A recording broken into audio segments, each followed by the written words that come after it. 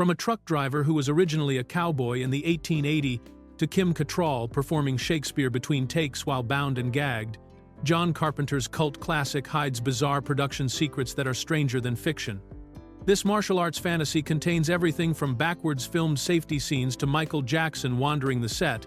plus the surprising truth about why Jack Burton carries a saddle instead of luggage. Here are 15 weird facts you didn't know about Big Trouble in Little China. Fact 1. Originally a Wild West adventure. Big Trouble in Little China started its life as a completely different movie set in 1880s San Francisco, where Jack Burton wasn't a truck driver at all, but a rugged cowboy who made his living delivering meat to Chinese workers building the Transcontinental Railroad. The original screenplay by first-time writers Gary Goldman and David Weinstein painted Burton as an Old West gunslinger who could supposedly shoot the eyes out of a kite flying high in the sky, though ironically he couldn't hit anybody when it came to actual fights. This Western version of Jack Burton carried all his belongings in a saddle instead of hauling them around in the cab of his truck, which explains why even in the final modern version of the movie, Burton still wears those distinctive cowboy boots and carries himself with that swagger of a man who's more comfortable on horseback than behind a steering wheel. The original story was described by its writers as having the tone of Indiana Jones meets Romancing the Stone, blending adventure and romance with plenty of action. The script made its way through Hollywood, where it was offered to several directors including Walter Hill, who had directed 48 Hours, but he passed on the project entirely. Eventually, the screenplay landed with W.D. Richter, who had directed The Adventures of Buckaroo Banzai Across the Eighth Dimension, and he was brought in to completely rewrite and modernize the script,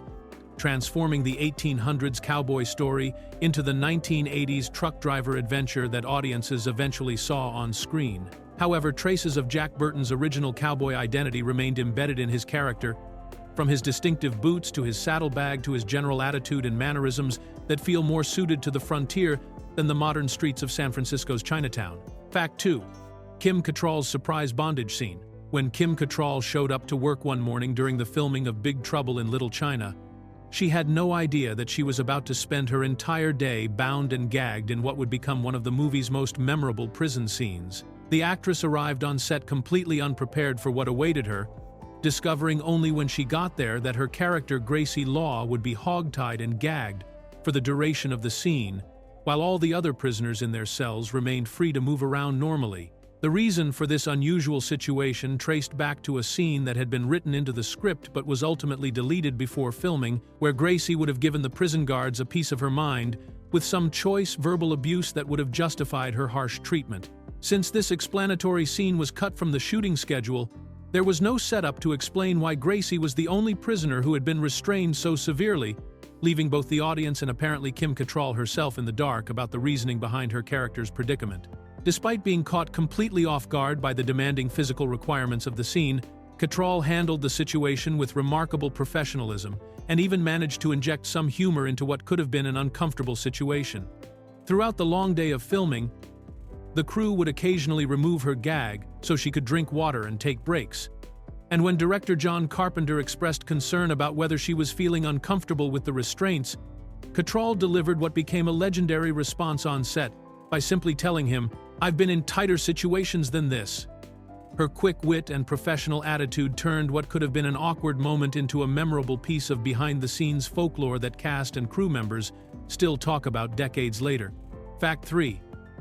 Backwards safety filming. One of the most visually striking scenes in Big Trouble in Little China, where Jack Burton and Wang Chi are almost run over by the terrifying Lords of Death as they come down an escalator,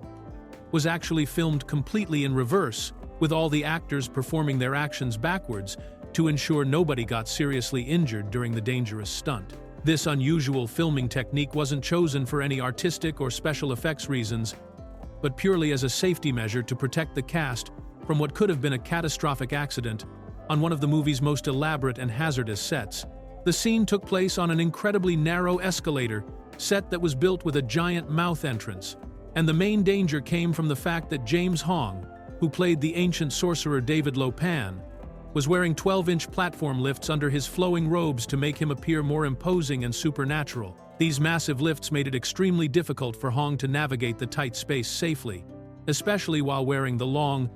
elaborate costume that could easily catch on the escalator mechanics or cause him to trip and fall. According to James Hong himself, The situation became even more precarious when director John Carpenter suddenly announced that they were running out of time and needed to film the scene immediately without the safety precautions that Hong had requested.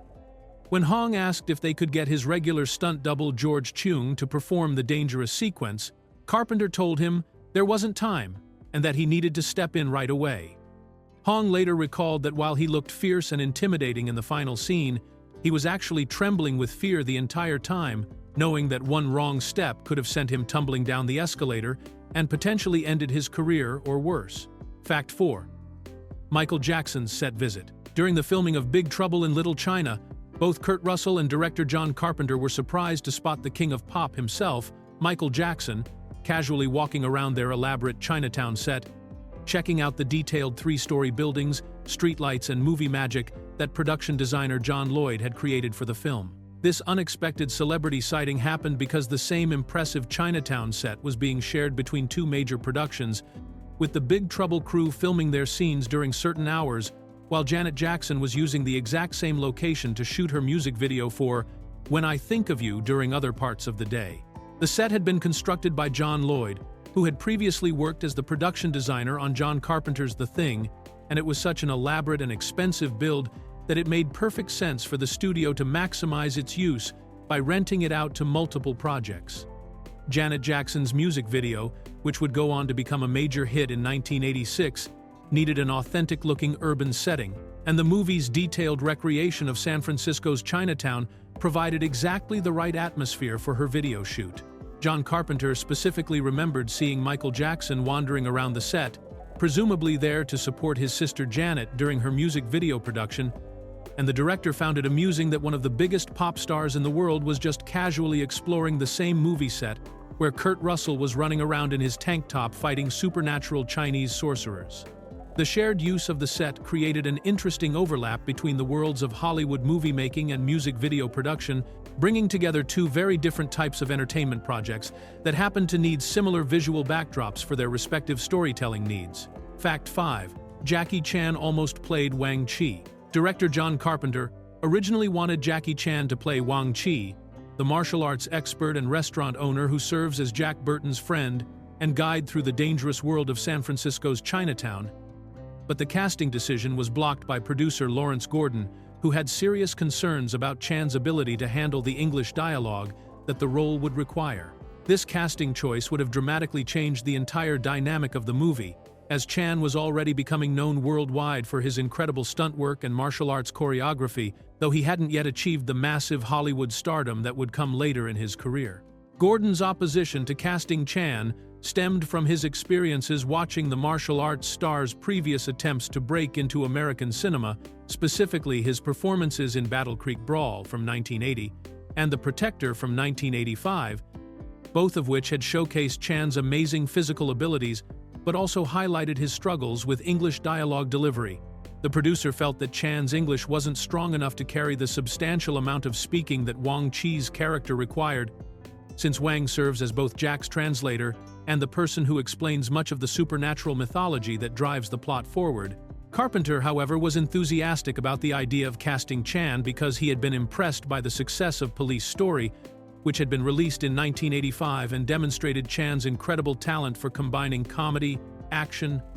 and death-defying stunts in ways that perfectly matched the tone that Carpenter was trying to achieve with Big Trouble in Little China. The role of Wang Chi eventually went to Dennis Dun, who brought his own strengths to the character, but it's fascinating to imagine how different the movie might have been with Jackie Chan's signature blend of martial arts mastery and physical comedy, bringing Wang Chi to life on screen. Fact 6. Hidden theater career schedule. While filming Big Trouble in Little China, Kim Cattrall maintained a strict daily schedule that had her leaving the movie set every single day at exactly 4:30 in the afternoon, not because she was being difficult or demanding special treatment, but because she was simultaneously starring in a completely different production across town. Every evening during the movie's filming period, Cattrall would rush from the supernatural action of fighting Chinese sorcerers to perform in a stage production of Anton Chekhov's Three Sisters, one of the most demanding and emotionally complex plays in classical theater. This dual commitment created some interesting logistical challenges for the Big Trouble production team, who had to work around Cattrall's theater schedule and make sure they captured all of her scenes during the earlier parts of each filming day. When studio executives questioned her rigid departure time and wanted to understand why she couldn't be more flexible with her availability, Cattrall found herself in the unusual position of having to explain to Hollywood bosses who Anton Chekhov was and why performing in his plays was important to her as an actress. The cultural gap between the movie industry and classical theater became apparent when Cattrall realized that some of the studio executives weren't familiar with Chekhov, who is widely considered one of the greatest playwrights in history and whose works are performed in theaters around the world. Cattrall later reflected on this period of her career by explaining that her approach was intentionally backwards from what most actors do, saying, "My film career subsidized my theater career rather than the other way around." She added that if she had only done theater work, she would have had to support herself by waitressing, and she definitely didn't want to spend her time waiting tables when she could be making movies that would pay well enough to allow her to pursue her passion for serious dramatic stage work. Fact 7. Same stuntman, playing enemy gangs. During the opening fight scene in the alleyway that Jack Burton and Wang Chi witness, sharp-eyed viewers can spot the same stuntman appearing multiple times throughout the chaotic battle. But he's not just playing one character, he's actually switching back and forth between the two rival gangs that are fighting each other. This budget-saving casting decision meant that one performer was literally fighting against himself, appearing first as a member of the Chang Sing gang, then quickly changing costumes to reappear as a Wing Kong fighter, and then switching back again to play different roles on both sides of the conflict. The two gangs, the Chang Sing and the Wing Kong, are supposed to be bitter enemies locked in an ancient feud that drives much of the movie's plot, with Wang Chi's family connected to the Chang Sing, while the villainous David Lo Pan controls the Wing Kong. The alleyway fight scene serves as the audience's first real introduction to this gang warfare, showing Jack Burton getting caught in the middle of violence he doesn't understand, while trying to collect money that Wang owes him from their gambling game. This same stuntman can be seen charging into battle, engaging in martial arts combat, and dramatically getting knocked unconscious, all while wearing the different colored clothing and accessories that distinguish the two gangs from each other. The quick costume changes between takes allowed the production to create the illusion of a much larger cast of fighters than they actually had available, stretching their stunt budget to make the gang war look more epic and populated than it would have been if they had needed to hire separate performers for each individual gang member. The reuse of the same stuntman reflects the practical filmmaking approach that John Carpenter often employed to get maximum visual impact while working within the constraints of a limited budget and tight shooting schedule. Fact 8. Mortal Kombat character origins. Big Trouble in Little China had a massive influence on one of the most successful fighting video game franchises in history, with Mortal Kombat creator David Boone openly acknowledging that several of the game's most iconic characters were directly inspired by villains from John Carpenter's movie. The connection between the film and the video game goes far beyond simple visual similarities, representing a direct line of creative inspiration that helped shape the supernatural fighting tournament concept that made Mortal Kombat famous around the world. The most obvious connection comes from Lightning,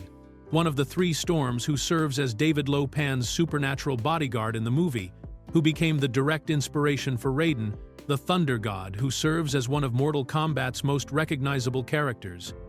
Lightning's ability to shoot electrical bolts from his hands and his distinctive hat and flowing robes were translated almost directly into Raiden's design and powers, creating a character who maintains the same elemental lightning abilities while serving as a protector figure rather than a villain. Similarly, the ancient sorcerer David Lo Pan himself served as the model for Shang Tsung, Mortal Kombat's primary antagonist and soul-stealing wizard who can change his appearance and age at will. Lo Pan's ability to transform between his ancient decrepit form and his younger,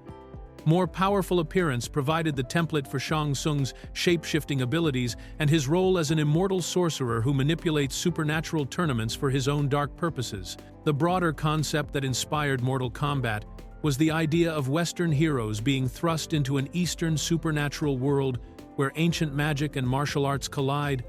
creating the perfect setup for the interdimensional fighting tournament that became the game's central premise. This cultural collision between modern American characters and mystical Asian mythology became a defining element of the Mortal Kombat series. Fact 9. Box office heroes' fear. Kurt Russell was genuinely nervous about taking on the lead role in Big Trouble in Little China because he had recently starred in a series of movies that had failed to connect with audiences at the box office, leaving him worried that another commercial disappointment might seriously damage his career prospects in Hollywood. Russell had experienced the frustration of putting his heart and soul into projects that critics might have appreciated, but that moviegoers simply didn't turn out to see, and he was concerned that continuing this pattern could typecast him as an actor whose movies didn't make money for the studios that invested in them. When Russell brought these concerns directly to John Carpenter, expressing his fears about the potential commercial failure of another project,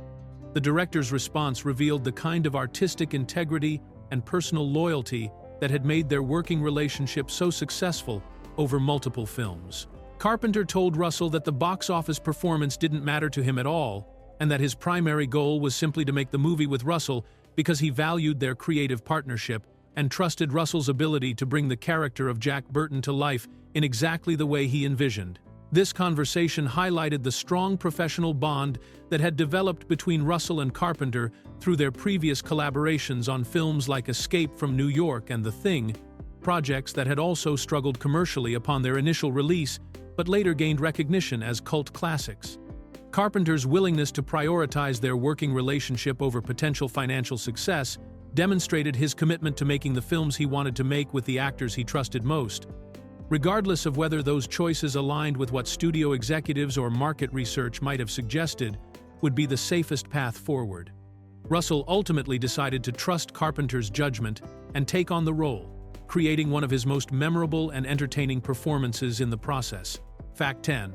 Brown eyes, green contacts. The entire plot of Big Trouble in Little China revolves around the ancient sorcerer David Lopan's desperate need to find and marry a woman with green eyes in order to break the curse that has trapped him between the mortal and spirit worlds for over 2,000 years, making the eye color of the female characters absolutely crucial to the story's supernatural mythology. However, both Kim Cattrall, who plays lawyer Gracie Law, and Suzy Pai, who plays Wang Chi's fiancée Miao Yin,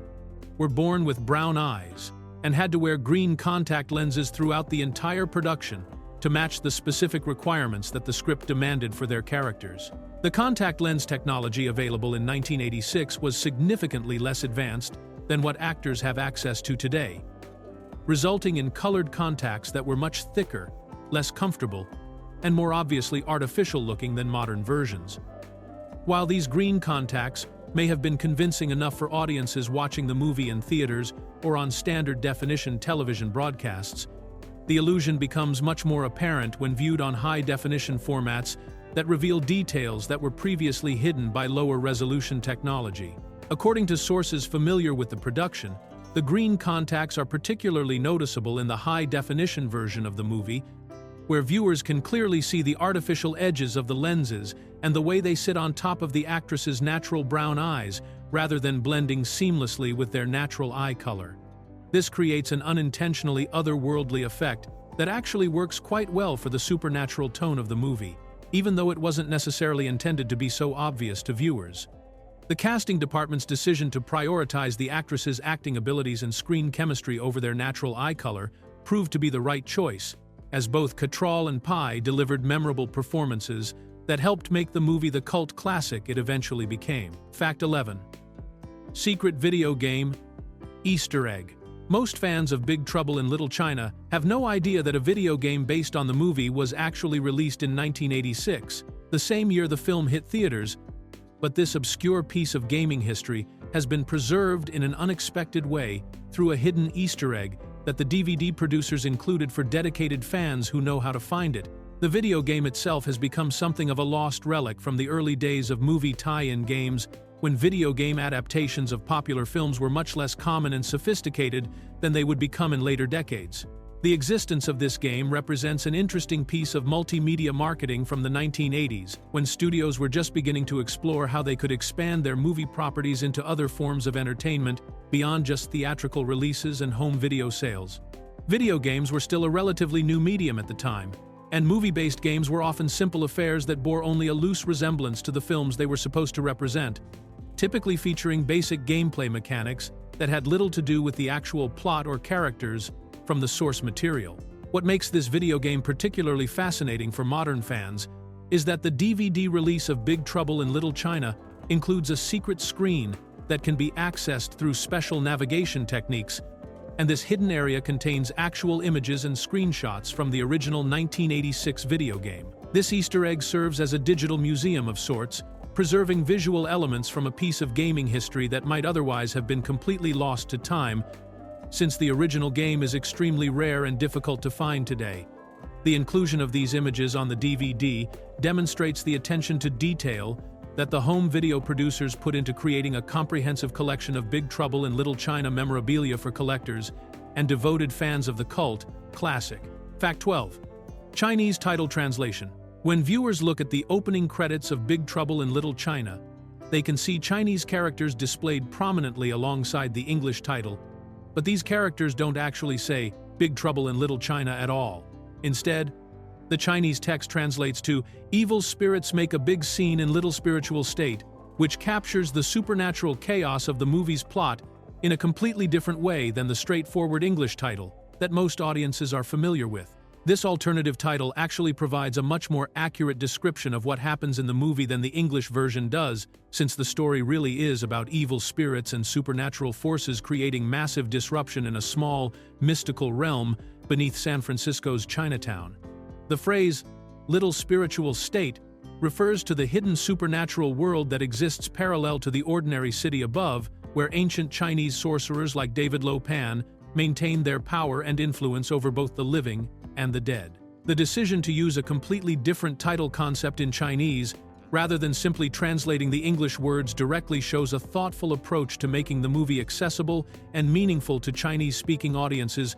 might have a different cultural understanding of the story's themes and supernatural elements. The Chinese title emphasizes the spiritual and mystical aspects of the plot, focusing on the disruption that occurs when evil supernatural forces upset the balance of a sacred or spiritual place. This translation choice also reflects the movie's deeper themes about the collision between different worlds and cultures, as the Chinese title speaks to audiences who would be more familiar with traditional Chinese folklore and mythology about spirits and supernatural realms. The phrase, "make a big scene," captures the chaotic, over-the-top nature of the action and special effects that drive the movie forward, while "evil spirits" directly identifies the supernatural antagonists that Jack Burton and his friends must face in their underground adventure. Fact 13. Carpenter's film school band. John Carpenter didn't just direct Big Trouble in Little China, he also performed the movie's closing theme song, Big Trouble in Little China, as part of a musical group called the Coupe de Villes,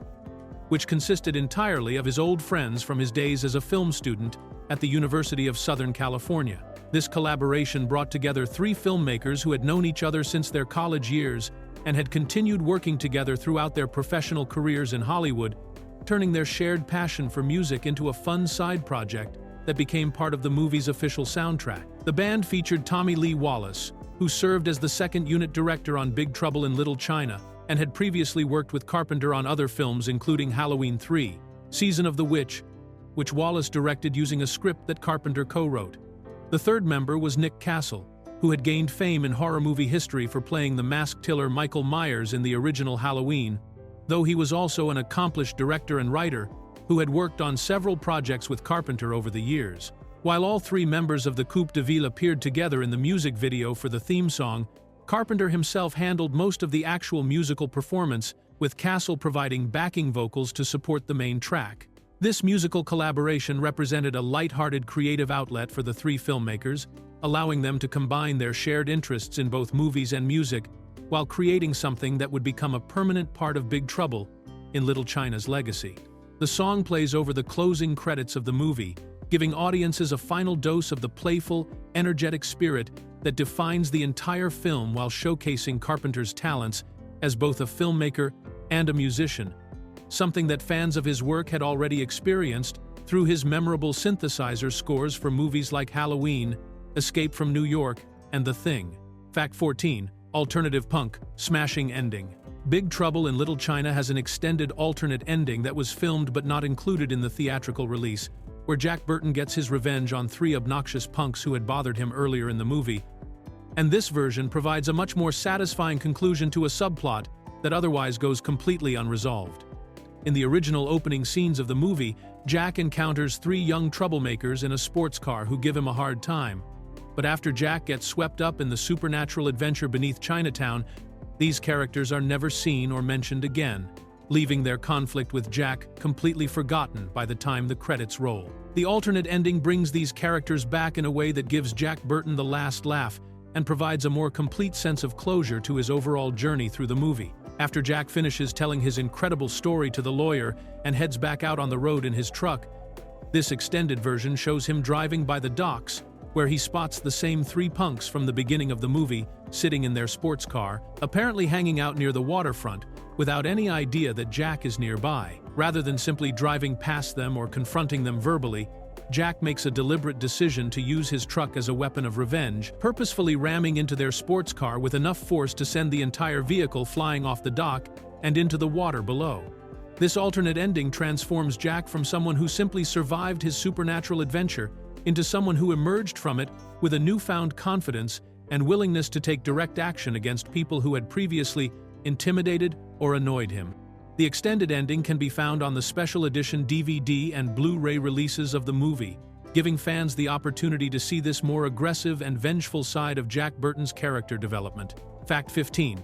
Buckaroo Banzai sequel myth. One of the most persistent myths about Big Trouble in Little China is that the script was originally written as a sequel to the adventures of Buckaroo Banzai across the eighth dimension, but this widespread belief is completely false and has been definitively debunked by the people who actually created both movies. This misconception has spread so widely among fans and even some film historians that it's often repeated as fact in articles and discussions about the movie, despite having no basis in reality and being contradicted by the actual documented history of how the script was developed. The confusion stems from the fact that W.D. Richter, who wrote and directed The Adventures of Buckaroo Banzai Across the Eighth Dimension in 1984, was indeed brought in to work on the Big Trouble in Little China script, but his involvement came after the original screenplay had already been written by Gary Goldman and David Weinstein. Richter was hired specifically to rewrite and modernize their existing script, not to create a sequel to his own previous work, and his job was to take their 1880s Western story and transform it into a contemporary adventure that would work for 1980s audiences. The similarities between the two movies that fuel this misconception are largely the result of Richter's distinctive writing style and his talent for creating quirky, offbeat dialogue and unusual character interactions that don't quite fit the standard Hollywood formula. His work on the Big Trouble script brought some of the same eccentric sensibility that had made Buckaroo Banzai such a unique and memorable cult film, which explains why both movies share a certain tone and approach to storytelling that can make them feel like they exist in the same universe. John Carpenter and Kurt Russell have addressed this myth directly in the DVD commentary track for Big Trouble in Little China, making it clear that the sequel connection never existed.